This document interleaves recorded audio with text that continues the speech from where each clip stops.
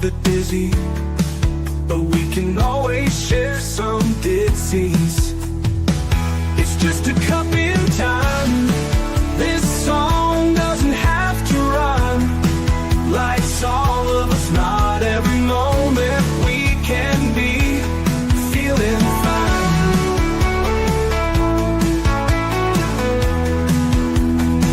I wanna share a moment, just a second if you will, maybe even a cup of thrill. We could share this performance. It's tea time, come sit with me.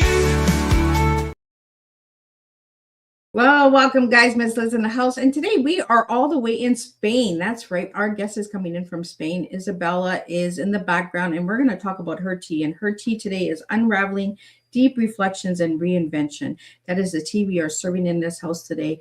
But before we get started, you guys know how Miss Liz rolls. Get over to all those platforms, Instagram, Facebook, TikTok, LinkedIn, all those good platforms. And check out the podcast apps, Spotify, Podbean, Listen Notes, and check out babyboomers.org because Miss Liz is partnered with them. And you can find also some other incredible podcast hosts on that platform.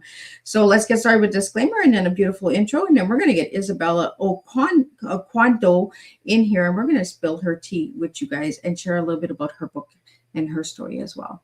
Disclaimer for Miss Liz's Tea Time live show. Miss Liz's Tea Time is a global platform dedicating to sharing real life stories, diverse perspectives, and meaningful conversations that inspire awareness, healing, and connection. I'm Miss Liz is going live using StreamYard. Before leaving a comment during the live broadcast, please grant StreamYard permission to display your name at StreamYard.com. Please be advised that all the content brought forward during any Tea Time show is presented in good faith. However, discussions may include opinions, beliefs, and perspectives that do not necessarily represent the views of Miss Liz or the Tea Time platform. Information shared by guests is based on their own experiences and is perceived to be accurate at the given time of airing. All guests, viewers, and participants are responsible for using their own good judgment when considering any action or decision that may relate to these discussions.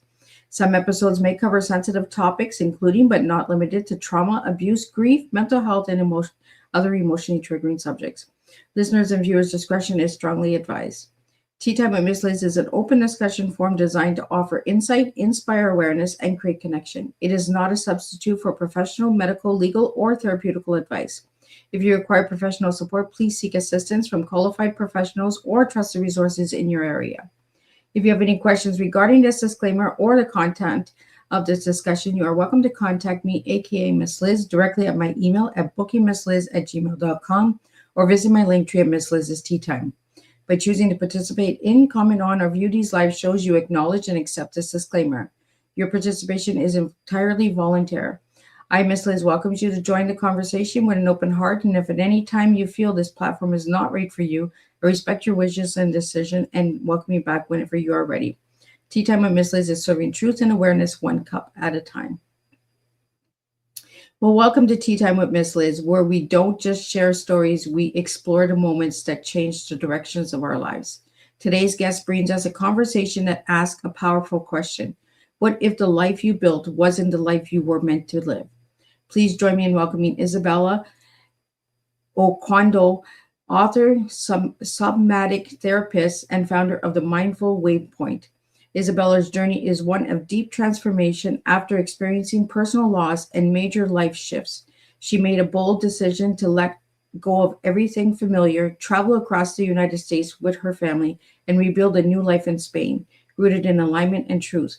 From that journey came her work and her book, The Opposite of Empty, where she shares her purpose activation blueprint, guiding others to reconnect with themselves and step into a life that feels real, intentional, and fulfilling.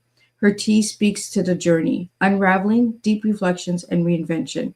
So grab your cup and lean in. Today's tea time is about letting you go, realigning, and having the courage to rebuild your life from the inside out. Let me get Izabela in here and let's spill some tea. Welcome, Izabela. Thank you. Thanks for having me. It is a pleasure to have you, and it is a pleasure to travel all the way to Spain in my good old chair here. Yes, love it. Welcome to Spain.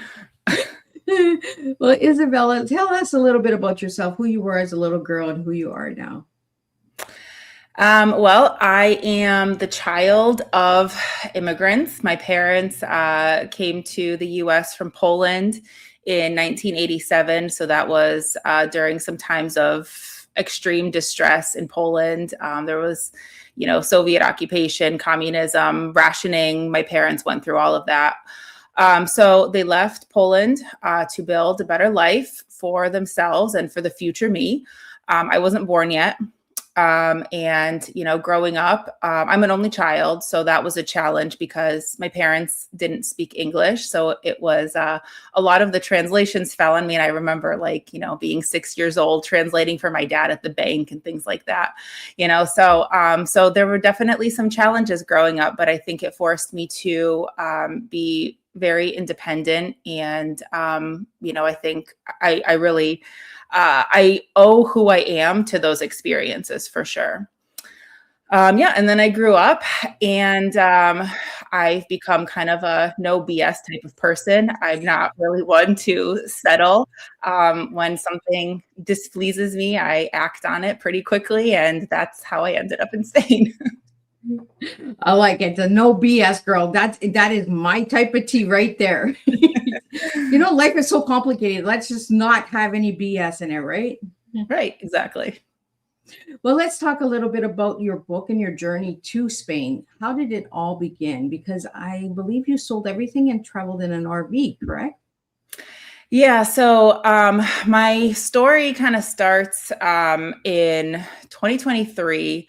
Before that, I guess a little bit before that, I had some personal issues.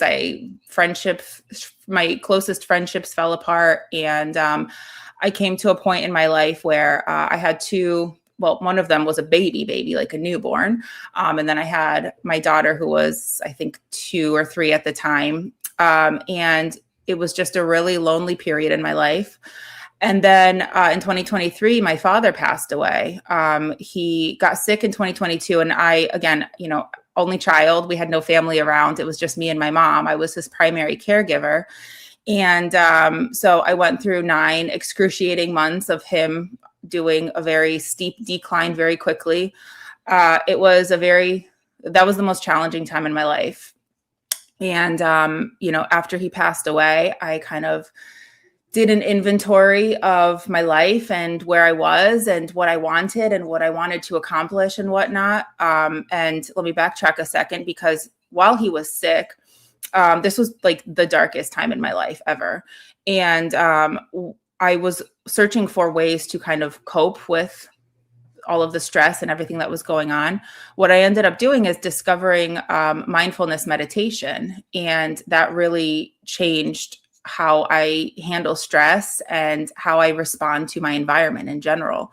I started doing a lot of journaling at the time too. And that's kind of when I started doing an inventory of what makes me happy, what makes me stressed, what my goals are in life. And I just really got true with myself. And, there was really at that point, my father had died and my mom wanted to move back to Poland at that point. She had some family issues that she needed to take care of too. And, my husband and I kind of looked at each other like, what's left for us here? Nothing really. His family wasn't nearby either.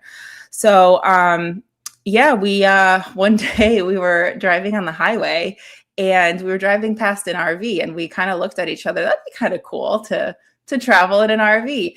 And the way that things just kind of spiraled from that moment still blows my mind. It was just like decision after decision. And like, we just went for it. We sold everything. We had real estate investments. We sold all of that. We sold our house. We sold everything in it. We sold our cars. And it was amazing. We bought a 40-foot RV. We packed it with everything we owned at that point, after minimizing pretty much down to nothing. And we hit the road for 6 months. So that was a really amazing experience. It was awesome to have those experiences with the kids and just to see the US and just really experience that type of thing. So it was really cool. And then after that, we moved to Spain.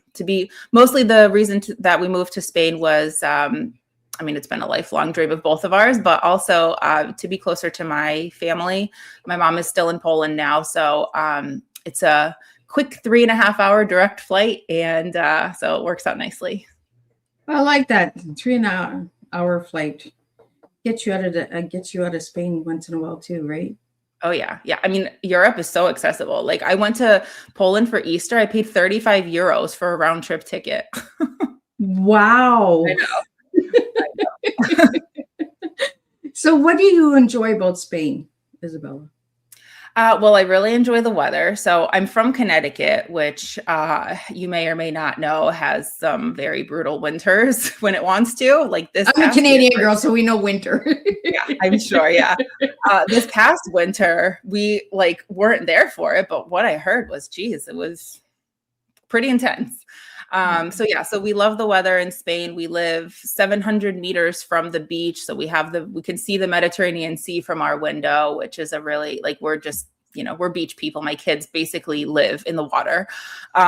So that's been a really cool thing. And having the cultural experience, my daughter is in public school here. So she's learning Spanish very actively and very quickly. And I'm learning the language myself too. So I will not say that I'm good at it, but I can definitely order a glass of wine at a restaurant. Like I always tell my kids, I know enough to stay out of trouble. Yeah, exactly. Yes. Yeah. So we've loved the experience so far. Yeah. Izabela, I'm going to bring up your book. If you want to just talk about the book a little bit and then how you got the cover and the title, all that good stuff. And for all the audio listeners, just explain what's on the cover. Yeah. So I started writing the book while we were on the RV trip. I knew I wanted to write something, but I wasn't sure what it was going to be when I sat down to write. And it kind of just flowed through me. It ended up being a blueprint, basically mirroring the process that I went through to finding myself and the reflection that I did. I kept my journal from all of the journaling that I did when my dad was sick and shortly after he passed. And, I kind of boiled it down to like the elements of what a purpose is. And I shared that. I called it my purpose activation blueprint. I shared that with a few people who I was working with in coaching and other kind of working relationships. And, when we got to talking, I realized that what I had boiled it down to was kind of true for everybody. I started writing and just really using the prompts that I gave myself, explaining them a little bit in the book and kind of what brought about those prompts and whatnot. So the book is like 40% memoir and 60% self-help. And it's, at the end of if you get through to the end of the book, you have what I call your purpose blueprint. It's a singular sentence that basically says what you're meant to do in your life and why. And I actually did create a workbook that goes along with it. It's available on Amazon as well. So it's basically everything, all of the prompt in the book kind of narrowed down with space to write and a little introduction to each section and whatnot. So it's not as robust as the book, but it has all of the prompts and everything. So it's a nice place to kind of answer the questions and keep it all in one place. So Izabela, how did you get the title of this book? I don't know. Just kind of like the idea for the book just came to me. I don't know, honestly. I like the graphics on it, like right across you, because it kind of guys like that little wave, right? Kind of like the journey that you've been on. Mm-hmm. Yeah, no, I love the light thing was kind of my idea. So the book design, I had my publisher had the book design created and the font and everything. I mean, it kind of came out almost perfect the first round. Like we didn't have to do many edits. But I thought that the light coming in was going to be a nice touch. And I'm not a very creative person per se, so that was my contribution. Well, Izabela, when you wrote the book, is this your first book that you've written? Yes, it is. So do you want to share a little bit of experience on writing your first book for my listeners? Sure. So, I started the process in August of 2024, and I had probably like I don't know, 75% of the book written when I started thinking seriously about publishing it. It was going to be kind of like a long timeline. I was like, yeah, maybe someday it'll get published. I still have to work on it. It happened so fast. It like the way that book just poured out of me, it still amazes me because, you know, it was like I was waking up at 5 a.m. to write, and I would write. I mean, we were experiencing like, you know, I was working still full time, plus I was experiencing our trip. And I was getting up at 5 a.m. and doing like an hour and a half of writing, which, you know, you would think, okay, maybe you can get like a page or two in. And somehow it just came together as a book. It was really amazing. I think once you're aligned with that goal and once you're actually taking action on it, it just boom, boom, boom, it just flows.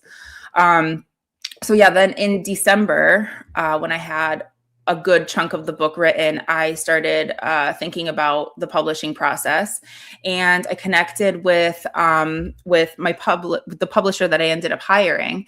And it was just one of those like weird, like coincidental moments. I was like, I don't know, in the middle of Arizona somewhere, and she lives in Denver. And it turned out we grew up like one town over from each other in Connecticut. It was like amazing. Wow. Yeah. I had no idea she was from Connecticut. So yeah, so we got to talking, and Landon Hill Press is a hybrid publishing company. So I own the copyright to my book fully. So I don't owe anybody any royalties or anything. I mean, other than Amazon because they print the book. But yeah, so I own the copyright fully, but Landon Hill Press provided kind of the coordination of every step of the process. So the editing and the cover. We did a whole photo shoot for the cover. There was some coaching involved. I had a writing coach and things like that. So it was kind of like, it was a full service experience, but the end result is that everything is mine. And how did it feel to become bestseller? It was amazing, honestly. So, you know, we kind of like, that was our goal, obviously. And, so we were like working really hard towards it. And, you know, I was told that like, if you don't hit bestseller within like the first 2 days of the book being released, like it probably won't happen. And I don't know if it's the time difference, because I published the book when I was already in Spain. I don't know if it was the time difference or what, but I went to bed on the second day and I was in like the number 2 position for a few spots. And I remember calling my friend and I was like, well, I guess bestseller is just not in the cards for me. You know, maybe I should rethink everything I'm doing. I mean, that's really dramatic for being number 2, right? And yeah, I went to bed and I woke up to like 100 text messages and like, you know, and it hit the number 1 spot in multiple categories over my night, which was, you know, daytime. Well, it was evening time in the States. So it was amazing. It was a great feeling. And, I called my friend back and I was like, let me backtrack everything I just said to you last night. Let's forget I said that. You know, you put it into the universe. So the universe is like, I'm going to prove this girl wrong. Like, she's just going to go to bed and wake up and boom, it's going to happen. Yeah. Exactly. What category really surprised you the most that your book landed in? I think so it was like the subcategories were, the family one was the one I think that I was like, yes, I talk about family and whatnot. But I guess it goes based on like, the ratings go based on like who the people are that are buying the book and reviewing it. So there's like this whole algorithm for their behaviors and like they have like a profile. So I guess people with families were ones that tended to buy my book. So that was an interesting category to get number 1 in. I know as a writer myself, I'm just like, what? My book's in that category? Like, what? Exactly. Who's reading it in that category? Right, exactly. You like submit what you want your categories to be, but Amazon does whatever they want anyway. Yeah, they just throw you in a bunch of little different boxes and then they see if it works and where it goes.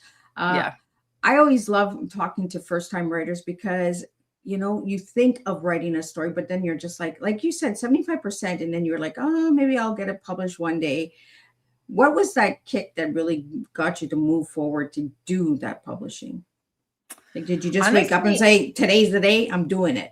Yeah, honestly, I don't even remember what my thought process was. I think it was just more of like, let me throw some spaghetti at the wall and see if it sticks. And I mean, like the first interview that I did was just like it flowed so well. We had such a great connection. Like I operate on vibes. So, like the vibe matched with my publisher. And, it just kind of was like, all right, let's do it. Let's go for it. I love that attitude. Let's do it. Well, we have some questions that came in for you that I want to get out to you as well. The first one that I have that came in is, you describe your journey as unraveling, reflection, and reinvention. What did the unraveling look like for you? Well, it was a really big, just like cathartic experience of, figuring out who I am at the core, how I operate, and why I operate that way. So, my career background is a little bit, I don't want to say all over the place, but it's varied. I have degrees in psychology, but and I taught psychology at a university for 8 years. But what I transitioned to was accounting, which is like kind of the opposite. It's like the personalities are often very, very different. But yeah, and I've always had a hard time kind of reconciling those two parts of myself. So, I think a lot of that unraveling had to do with just really exploring and being true to who I am and what I value and where my strengths actually are, which turns out it's in two very different arenas, but it's okay because they can coexist. So I think that was that was a big part of the process, is just, accepting that there are two parts of me that will always continue to coexist. One will always take the center stage while the other one hangs back, but they switch places often. And we need those two sides of us, right? You got the good, you got the bad, you got the ugly, you got the the beauty. You got it all, right? Like you got to be able to balance yourself. And sometimes this side of you is more related than the other side is for that time of, and it's okay to have a mixed up career, because that shows that you've tried a lot of things and you've opened the door for a lot of opportunities. The next question I have for you is, was there a defining moment when you knew you needed to completely change your life? Yeah, there was. And I don't like to necessarily talk about this, but I will for you, Miss Liz. There was a moment where when my dad was sick, I was drinking all the time, like heavily drinking. Like I would put my kids to bed and like a bottle of wine was waiting for me. And there was one night where I was alone and I was just like crying, and I was watching the tears just like drop into my glass of wine. And I was like, yeah, it's probably a problem. I think that there's other better ways to handle this. And the real, that's when I started kind of like thinking about, okay, I need to change something. But the real turning point was my daughter woke up one night from a bad dream, and I went to go lay down with her, and I had been drinking my bottle of wine, and I lay down with her and she goes, "Mama, you stink." And I was just like, yeah, I do. And that was the day. The next day I was like, okay, tomorrow I'm going to be sober. Tomorrow I'm not going to touch any alcohol. The next day I was like, okay, I got some really good sleep last night. I started kind of like things were clarifying. And, I did it again and again. And that's when I started my morning routine. So I was looking for, now that I don't have the wine to turn to at night, I'm like, okay, what do I do for stress relief? That's when I discovered mindfulness, and I started waking up at 5 a.m. and doing some meditation. And I brought that meditation, or I brought the mindfulness out of my meditation sessions and into my like daily life. I started practicing like daily mindfulness. And it really helped to clear my mind and to really, I guess, just have control over my thoughts and my situation. So when I was dealing with, very difficult decisions that I had to make on my dad's behalf, it was like, okay, I can listen to what's going on in the moment, and I can make that decision from a place of clarity, not from, oh, what's going to happen if this procedure goes wrong? Where's this going to lead to? Like, I was just in the moment, what's best for him right now, what decision will help facilitate the next step. And it was just, having that clarity and just living constantly in the moment really helped to help make those difficult decisions. By sharing that, Izabela, with me, I understand the title of your book now, The Opposite of Empty, right? The loss of a parent, and the loss of yourself, because you're in that moment, and your book is called The Opposite of Empty. You were empty, but you're the opposite. You're full. Yeah. So now I get the title. Now I get it. So all my listeners out there, Miss Liz gets the title.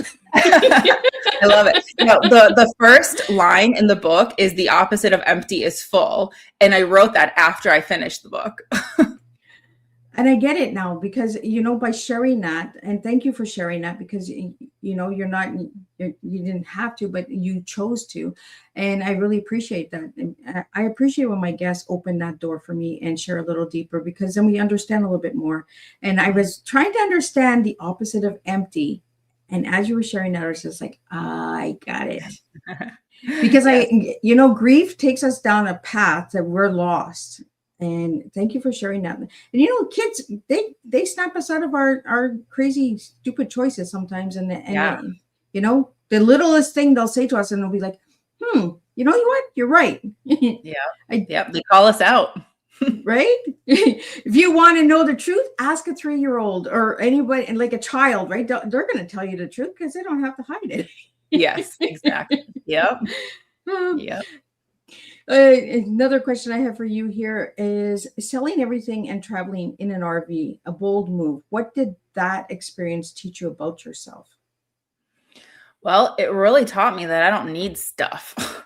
So, when we sold our house, oh my goodness, that process, that undid me, because we've accumulated stuff over so much time, from me moving out of my parents' house to moving in with my husband, who was my boyfriend then, and to then we bought a house together. So everything went with us there. So it was just like constantly bringing stuff with us from place to place and adding more to it, and in the house that we left, we had so much furniture. We had like a formal living room and a dining room that in our downstairs that we used to call the other side, and nobody was like allowed to play there and stuff. And I was like, what the heck is that for? Like, and like we only like passed through there to access the stairs to get upstairs, and it was just like constant like cleaning, and it was just like, why do we have all that? What's the point? And especially, at that point, we lost all of our friends, both my husband and I did. And, it was just like, nobody was coming over. Nobody was hanging out with us. My mom would come over here and there, but that was pretty much it. We had a handful of friends left, but it was just like, when we bought the house, we envisioned like big dinner parties and, people in and out all the time. And that was really, it didn't become a reality. So, I really learned that small is better.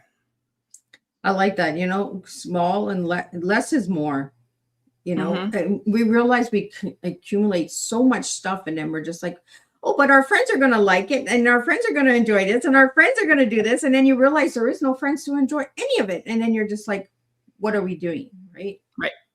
Yeah.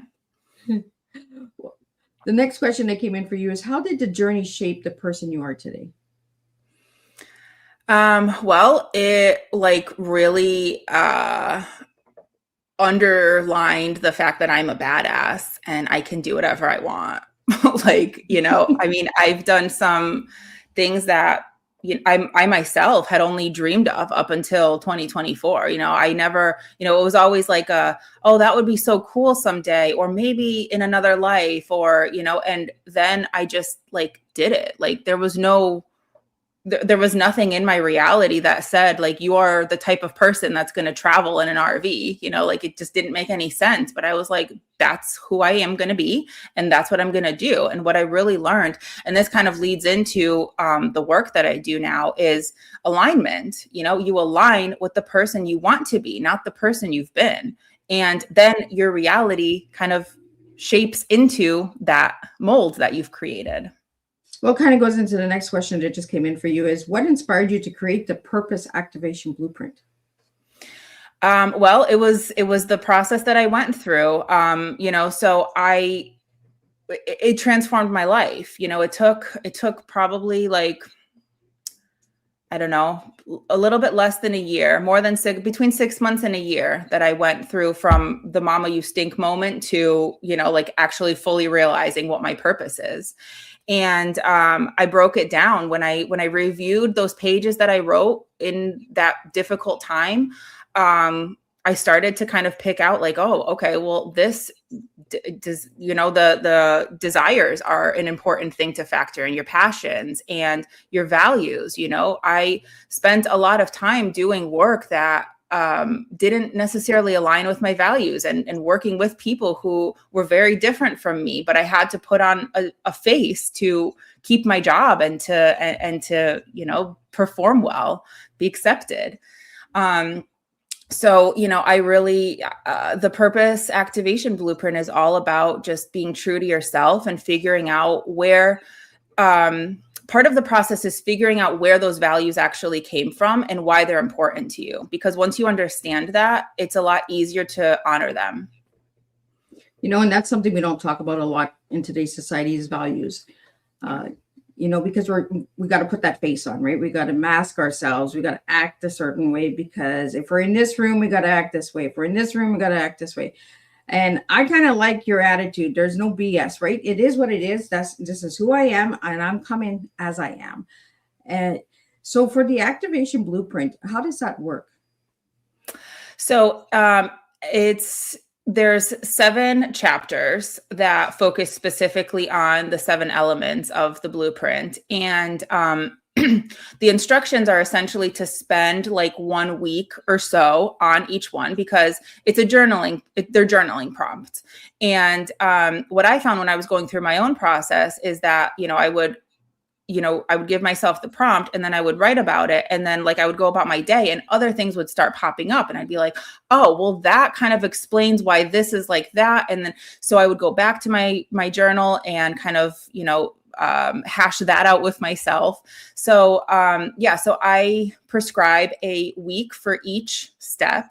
And it's just a matter of answering the questions honestly. Nobody's going to read them. So it's really just for you. You have nothing to gain from being dishonest with yourself. So, it's at the end of the process, there are instructions for formulating the blueprint. So looking back at the pages you wrote and highlighting certain things from certain prompts and putting them together into each bucket. And you kind of like, once you start putting it together, it kind of starts to just form itself. And what you end up with, I give like the sentence, like, my purpose is this because of this, and this is how I will fulfill it. And it going through that last step really puts that all kind of together. Like this. My purpose is this. So everybody out there that's listening, and then we'll catch the replay. My purpose is this. Miss Liz wants to know what your purpose is. Let's get those comments in there, and let's see what everybody's purpose is, because everyone's purpose is different. Everyone's journey is different. And I like that you say you don't have to share it. I've been doing that as well. Reflections this year with all of my listeners and my audience. The healing process is your personal journey. It doesn't need to be shared with everybody. Right. Oh, yeah. And you learn so much about yourself, because if you're sharing with somebody, well, then you're worrying about their opinion. You're worrying about, oh, did you answer it right? Did you not put enough information in there in that journal? Like, you start questioning everything, and then you're just like, oh, am I even doing this right? Like, right. Yeah, when you start thinking about, what are people going to think when I answer this question this way? And, well, this doesn't really align with what I'm actually doing. Like, how does that make sense for my life? And, it's when you really start thinking about what other people are going to think, or, how it's going to land or whose feelings it might hurt, I mean, you really start diluting what the point is. Yeah. And in order to heal, we have to heal ourselves. Yeah. We can't heal the outside world. We have to heal Right. the inside world. The outside world is always going to have an opinion. They're always going to, if you go do this or do that, they're always going to have something to say. Just do your own work. I love that you sold everything and you traveled, because I want to travel so bad. And I keep telling my spouse this, I want to travel. I want to see the world, because we're only here for one life. We want to be able to see things. We want to be able to do things. Now, you travel with the RV. How many states did you travel with the RV in the United States? Oh gosh, I don't even know how many states it was, but I'll give you like a quick kind of recap of the route. So we started in Connecticut, over to Pennsylvania, and then up to Michigan, and then down to Kentucky, Tennessee. The furthest down we went was Graceland. That was super cool. And then we started scooting over to the Ozarks, and then South Dakota, Montana, Washington State, Oregon, California, Nevada, Arizona, and then across. We did New Mexico, Texas, Louisiana, a little bit of Alabama, and then we ended the trip in Florida. So, we were basically chasing the heat because we left in July. So like it was warm in the north in July. And then when it started getting cooler, we started going down further south. So we ended celebrating New Year's 2025 in Daytona Beach. We did Christmas in the Florida Keys. So, so I mean, like I mentioned in the beginning, the warm weather is a big factor for us. So that was like definitely a major highlight of the trip, as we were constantly in nice weather. So did you have like a big map and you were putting all the pins like where you were going there? Have you done that? So we had a like very loose plan, and we were planning like 3 weeks in advance, and booking campsites and whatnot like 3 weeks in advance. So we knew like the major things we wanted to hit, and we had like kind of a loose trajectory. But like Graceland, for example, was a last minute decision. So, we were like, we're already in Tennessee. Like, what if we could just like spend a night in Memphis and, just get that in. And so we changed a reservation and whatever was our next spot, and we made it happen. Another cool thing that we were able to do timing wise was my husband and I got married in Vegas at the Little White Chapel in 2015. So on our 9-year anniversary, we renewed our vows on the same day in the Little White Chapel with our kids there. So that was a really cool thing we were able to do. Oh, I love it. Vegas, right? That's the best way to get married. Yeah, we had nobody there. It was just us. The photographer signed our marriage certificate as a witness. Like, it was exactly how we wanted it. We have a question that came in from Uganda for you. What do you do when your perfect life starts to feel like a cage? Oh, that happened to me, actually. That was literally, what set things in motion for me, because, I had accomplished everything I wanted. I had what I would describe as my dream home. I had my dream car. I was doing well with my work. But what I found was that, I was paying a ton of money to maintain that damn car and damn house. And, I was spending all my time working. I worked from home, which was another kind of like dream life thing for me, which I was able to accomplish. But my office was in my basement. So I was just like stuck in my basement for 10 hours a day. And like, I could hear my kids playing upstairs, and, my mom would come over to babysit and whatnot. And it was just like, it got to a point where, it felt like a cage. I was working my butt off for, to maintain all these things that were supposedly my dream. But it started to not feel so good anymore, because, what really broke me was the weight of my circumstances. Before that, it was like, am I super happy? No, but I have the nice things, right? So it's fine, I guess, because I was still under that shroud of like, believing that that's my dream life. But when something major happens, it's like the catalyst for, just like seeing your reality and being like, okay, here are the holes. these are the things that are keeping me trapped, and that's when I started to just kind of reevaluate. So, yeah, to answer the question, what you do when life starts to feel like a cage is you start going inward. You start the introspection process, and you start thinking about what matters to me and why, and building your life around the things that matter. Where can you downsize? Where can you start opening that cage? Where's the lock? Start picking the lock, or start finding the hole that you can shimmy yourself through, and figure out, what it is that you truly want to do. And sometimes that means giving up everything as I did. But it doesn't have to be that dramatic either. Yeah. And I'm so glad that you're sharing that, Izabela, because so many people think that the materialistic things are going to make us happy, right? But all it does is actually drown us into a cage, like you said, like damn house, damn car, because you're just working to pay all of this stuff and you're not enjoying it. It's taking the joy out of you just to have pretty things. We have a comment here again. I just want to get it out. Izabela's journey is a powerful reminder that if adversity isn't just something to survive, it's an opportunity to rebuild a life that actually fits who you are. I want to get into how you came up with the name for the waypoint. The mindful waypoint. Yes. Yes, a mindful waypoint. I had just blanked out right out there. So heck am I trying to say here?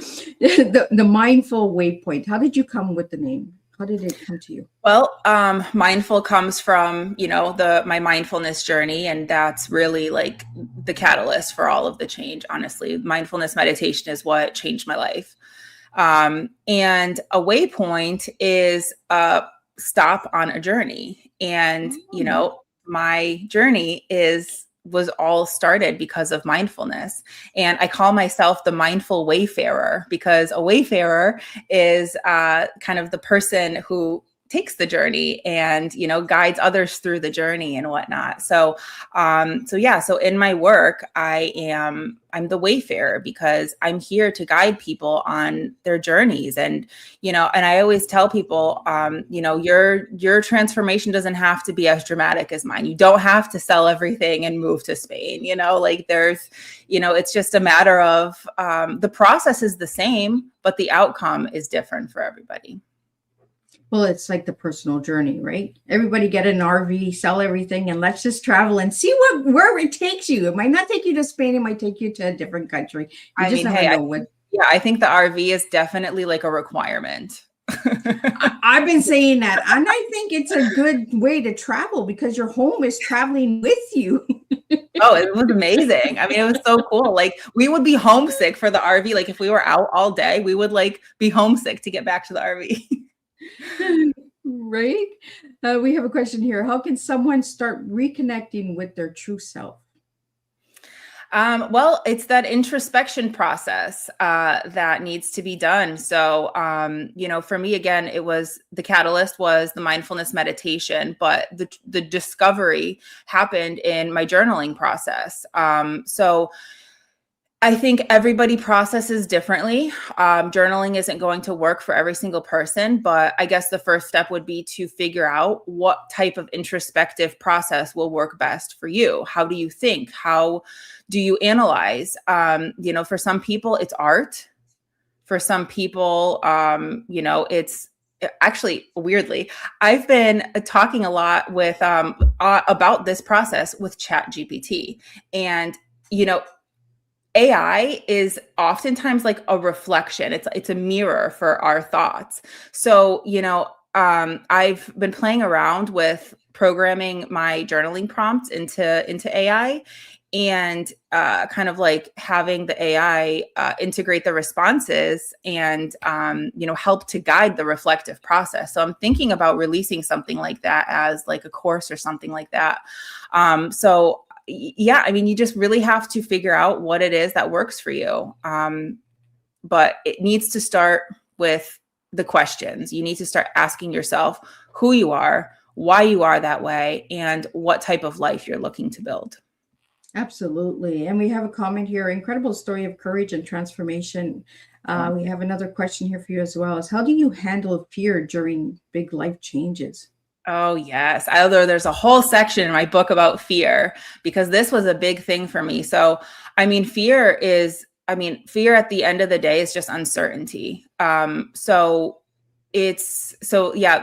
chapter on fear was my longest chapter because I really dove deep and I analyzed the different types of fear and what they mean and where they come from. But essentially, everybody is going to process fear differently. It depends on your personality type. Some people, for me, for example, like I'm the opposite of a people pleaser. So, like the fear of letting people down just doesn't occur to me. But I understand and I acknowledge that there are people who are literally paralyzed by the question of, what is everybody going to think if I make this move or this decision or say this thing, or, what's my family going to think? What's my job going to think? And so understanding your fear type is very important. I actually have, Miss Liz, if I can maybe after the show share a link with you, I have a quiz that determines your nervous system pattern, and it gives you some insight. It's a free quiz. It gives you some insight into kind of how you operate and where your fears are coming from, what drives you. And I give a little bit of insight at the end of the quiz, depending on your type, kind of how to combat it and what your strengths are because of that nervous system pattern. But essentially, to answer the question kind of concretely, it depends on how you're programmed. Everybody handles fear differently. And you really have to honor your own personality type in order to handle fear in a positive, beneficial way. Absolutely. Well, we have a question here about the nervous system. What's the first step to nervous system healing? Okay, good question. So this is the arena that I've been kind of entering within the last year or so. I'm into somatic practices to facilitate nervous system healing. And what I found so I've been writing a Substack series. Actually, I keep plugging myself here. I'm sorry, but no, that's good. It's your tea time. It's your time to shine, girl. So I have a 10-part Substack series that I'm working on. I'm actually in part 10 right now, and I've been procrastinating, and I promise I will get it up. But essentially, it's me reflecting on my 10 years of manifestation. I learned about manifestation 10 years ago in 2016. So this is kind of my reflective process of what I've learned and, how I do manifestation now. And one of the major things that I've learned is that you can't manifest from a dysregulated nervous system because you literally block yourself.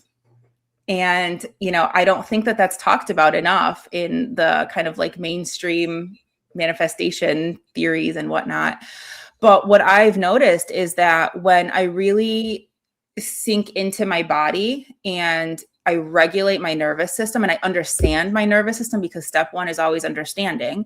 I find that I'm so much better at understanding the world and processing a lot better. And honestly, one of the big thing in manifestation that I was missing for a long time is learning how to let go and surrender, right? Because at the end of the day, when you're holding on so tightly and, wishing for this thing to come through, and that's really what is blocking you from accomplishing your goals.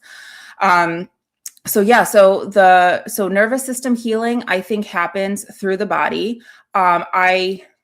Another plug.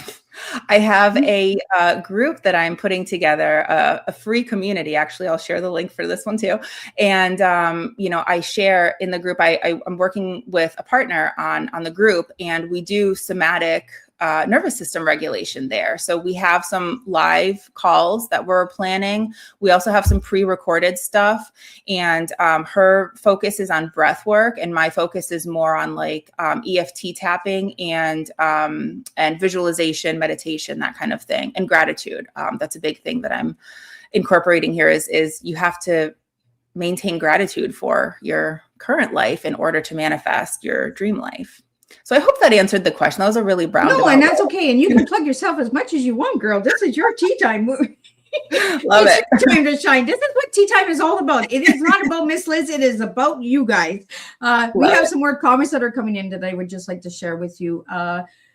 We have such a calming and powerful discussion. Wonderful live show. Thank you. And then we have a question here. And then I have a question that you just started talking about that I've never heard about. So I want to get that out there as well. What role did mindfulness play in your healing process?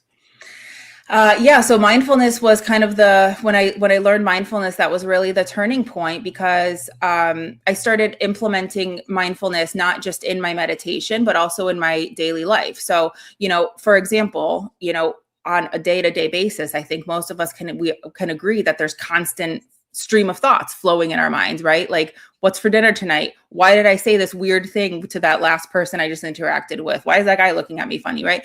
It's, we have this constant stream of thoughts. And what mindfulness does when you implement it in your daily life is it like kind of shuts off that stream of constant noise. So the idea behind it is that the thoughts are still there, but we are not reacting to them. So this was described to me one time, and I love the reference. It's like standing behind a waterfall, and the water flowing down is your thoughts, and you're standing behind it, just observing, but you are not acting on it. You're not trying to stop the waterfall. You're not trying to manipulate it in any way. It's just, it's just ultimate presence. And when I started doing that, I started, seeing where my excuses were coming from, what my fears were. I mean, this was when my dad was very, very sick. So a lot of my fears were what's next. And, we had a really hard time financially during that time, because his home care was like killing us. I had to sell my car to pay for his home care. My dream car that I just told you about, actually. Was that the damn car? The damn car, yeah. And honestly, when we got rid of it and when we unloaded that damn car, it was so freeing. I was driving this little Nissan Sentra. It was my dad's car. So I took that over, and it was just like so nice to just like, it was perfect. It was just enough space. It could get anywhere. It did its job. And it was so nice to not have that huge car payment and Connecticut taxes. So yeah, that was a really big relief too. So, so mindfulness was really like the thing that started my healing process, because it really allowed me to do that introspection that I needed to do to get past that phase of my life. I'm going to get this question up, and then I want to ask you about the EFT, because I've never heard of that. How do you stay aligned with your true self daily? So I stay aligned. I do regular reflection on, what my purpose is. And the thing with purpose is that it changes. So I do a weekly journaling session and I do my monthly at the full moon, because that's the time to release.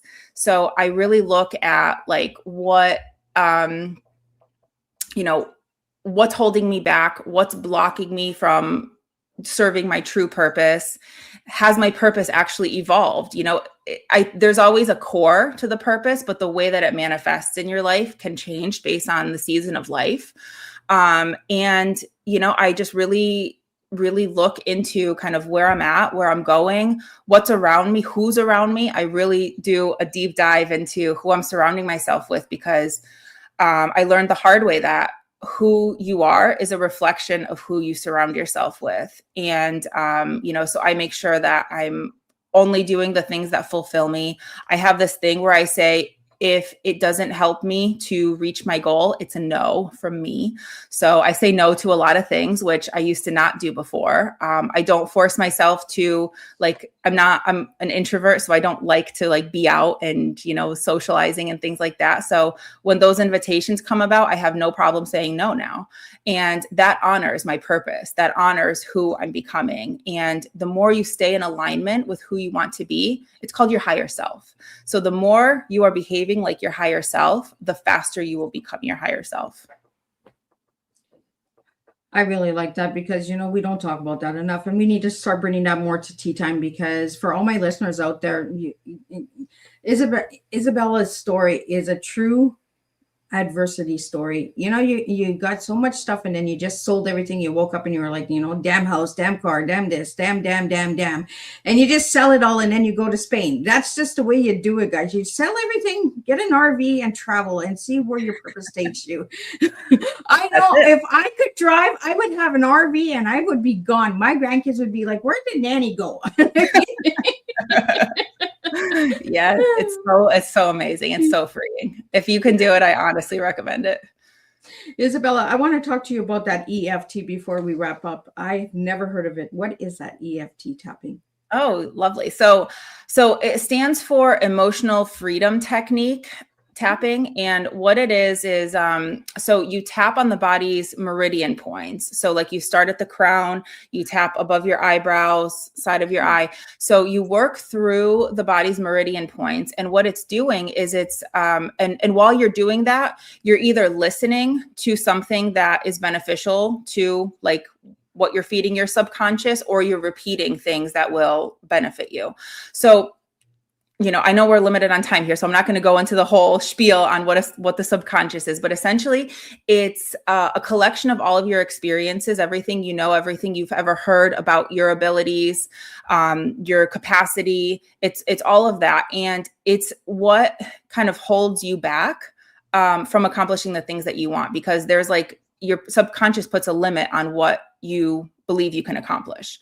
So what EFT does is when you're tapping on the meridian points, it kind of like speaks directly to the subconscious. So it's our chance to reprogram some of those limiting beliefs. So some people will do like affirmations that they will kind of talk to their subconscious in that sense. I like to do in my community, it's Somatic Alchemy is the community that I lead. I like to do a like silly story EFT. So there's like a message built into the story, but the subconscious is a very like primal being, I guess. I mean, it's not a being, but it's like, it operates the best on very simplistic input. So I like to tell this like silly story that has like a lesson or like a reflection built in about abundance or about capacity or a limiting belief that we're trying to reprogram.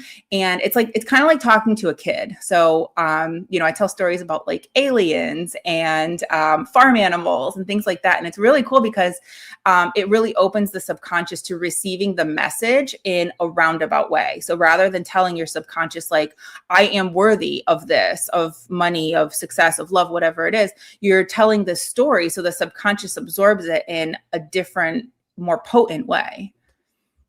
Oh, that's cool. And I like silly stories. I like aliens and animal.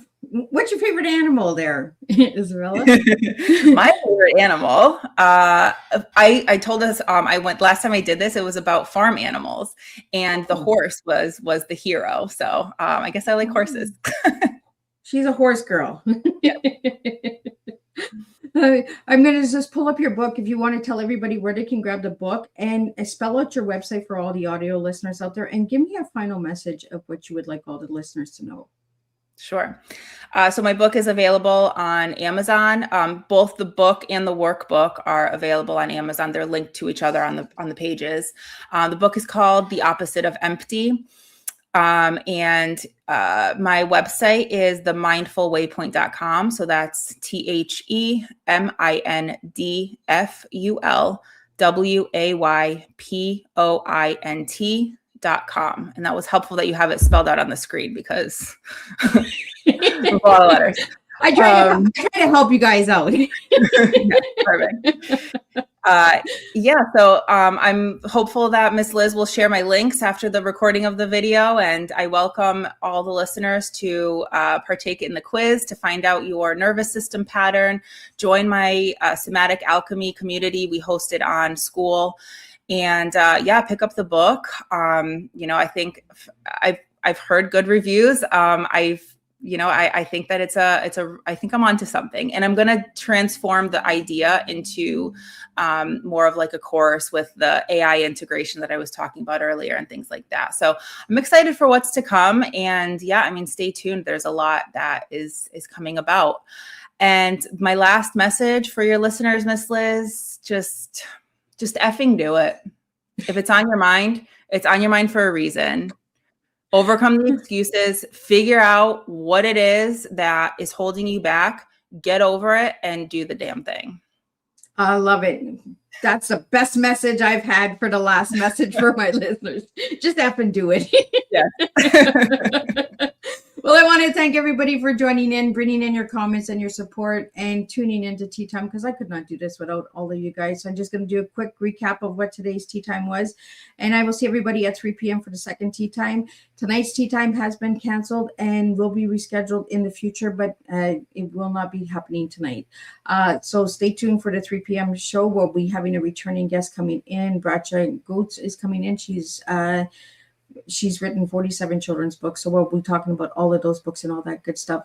But today's Tea Time was what a deeply honest and transformational conversation. Izabela, thank you for sharing your journey so openly. You reminded us that sometimes the hardest moments in life are not endings. They are invitations to begin again in a way that is more aligned with who we truly are. This afternoon, we were reminded that letting go is not failure. It is space to reflect, to reconnect, and to rebuild something more meaningful. Your work shows us that transformation is not about becoming someone new. It's about returning to who we were always been, underneath the expectations, the roles, and the noise. Here is something to carry with you after this tea time. What part of your life are you holding on to that no longer aligns with who you are becoming? Because sometimes the most powerful things you can do is giving yourself permission to begin again. Until our next cup, keep sharing, keep reflecting, keep realigning, and keep choosing the life that feels true to you. And we'll see you at 3 p.m. and we'll do this all over again.